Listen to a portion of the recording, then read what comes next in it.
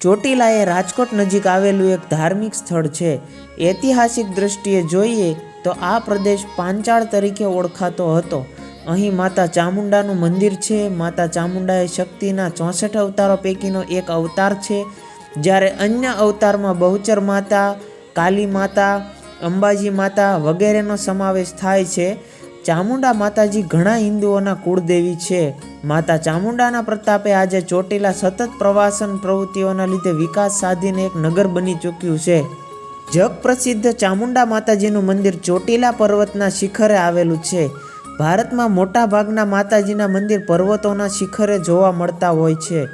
ચોટીલા પર્વત ચડીને માતાજીના દર્શન કરવા માટે આશરે 635 જેટલા પગથિયાઓ ચડવા પડે છે.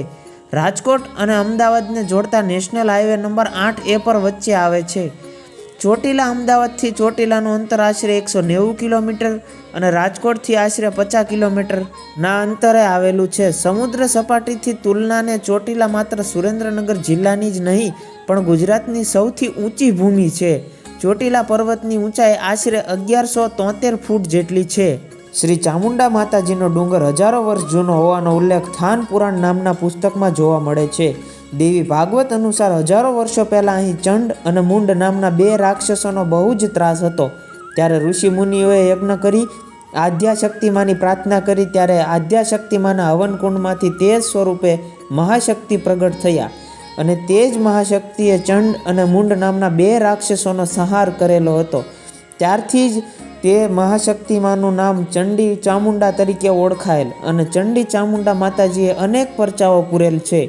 તેવી લોકવાયકાઓ આજે પણ સાક્ષાત તેના ભક્તજનો તપ અને ભક્તિથી માં ચંડી ચામુંડા માતાજીની પૂજા કરે છે.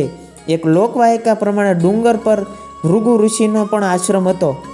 ચામુંડા માતાજીને રણચંડી યુદ્ધની દેવી તરીકે પણ ઓળખવામાં આવે છે. માતા ચામુંડા દુર્ગાનું સ્વરૂપ છે અને તે શક્તિની દેવી છે.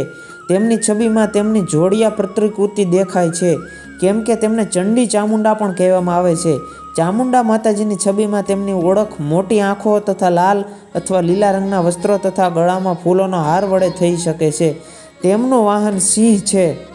ચોટીલા ડુંગર ઉપર વર્ષો પહેલાં મંદિરની જગ્યાએ નાનો ઓરડો હતો. તે સમયે ડુંગર ચડવા પગથિયા પણ ન હતા તો પણ લોકો માતાજીના દર્શન કરવા આવતા હતા. આશરે 155 વર્ષ વિક્રમ સંવત 1910 થી 1916 પહેલાં મહંત શ્રી ગોસાઈ ગુલાબગીરી હરિગીરી બાપુ ડુંગર ઉપર ચામુંડા માતાજીની પૂજા કરતા અને મંદિરના વિકાસના કાર્યો કરતા.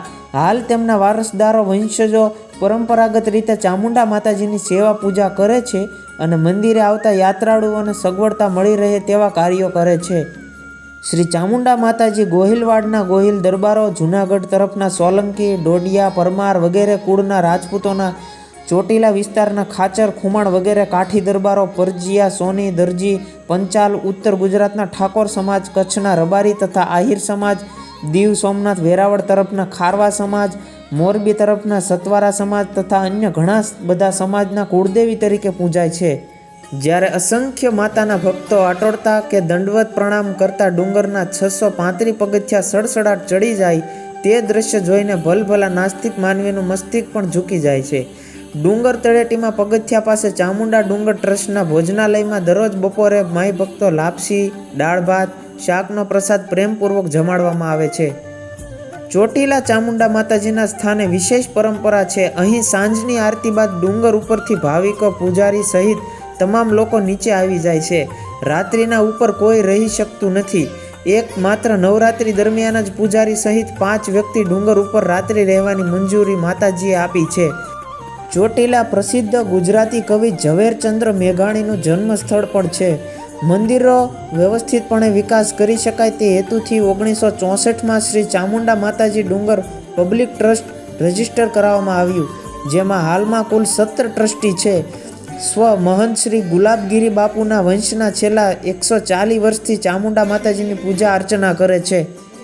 ચામુંડા માતાને ડુંગર તળેટી તથા હાઈવે પર દુકાનોમાં ધાર્મિક કેસેટો, પ્રસાદ, ચૂંદડી, માતાજીના છત્ર, માનતા માટેના પારણા, સ્ત્રી શણગાર, રમકડા સહિત સેંકડો વસ્તુઓ વેચાય છે. ચોટીલા ડુંગરની તળેટીમાં ધર્મશાળામાં રોજ દર્શનાર્થીઓની સંખ્યા વધતી જ જાય છે. તો મિત્રો આ હતો શ્રી ચામુંડા માતાજી ચોટીલાનો ઇતિહાસ. તો મિત્રો મળ્યા નવા વિડીયોમાં. આજ માટે આટલું ઘણું છે.